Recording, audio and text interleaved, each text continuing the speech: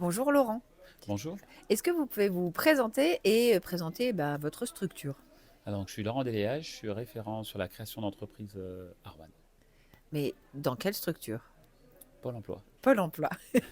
Et donc référent création d'entreprise, ça consiste en quoi concrètement? Accompagner en fait les porteurs de projets. Donc nous, on intervient plutôt en amont, hein, et tout au long en fait après du parcours.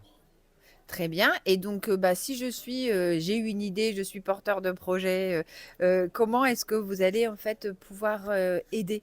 C'est-à-dire qu'on frappe à votre porte et qu'est-ce qui se passe après? Donc on va essayer de structurer le projet, hein, le cadencer, expliquer toutes les étapes qu'il va falloir franchir. Et puis après, on va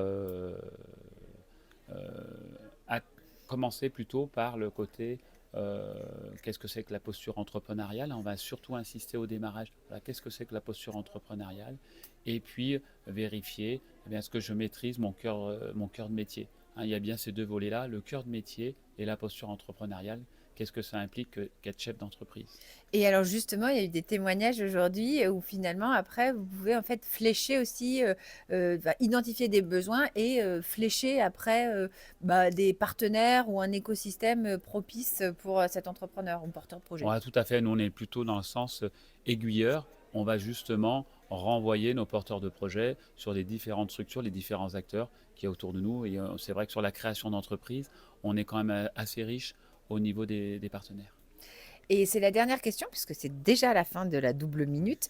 Est-ce que vous auriez un conseil à donner à un porteur de projet, puisque vous êtes plutôt sur le volet porteur de projet que entrepreneur bien installé? Ça serait quoi alors ce conseil?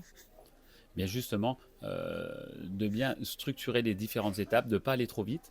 Hein, c'est vrai que c'est important de ne pas brûler les étapes. Il y a certaines étapes des porteurs de projets qui vont aller plus ou moins vite sur certaines étapes, mais bien de savoir pourquoi. On parle souvent, on nous alerte souvent sur le statut. Voilà, je prends tel statut, mais pourquoi je prends ce statut?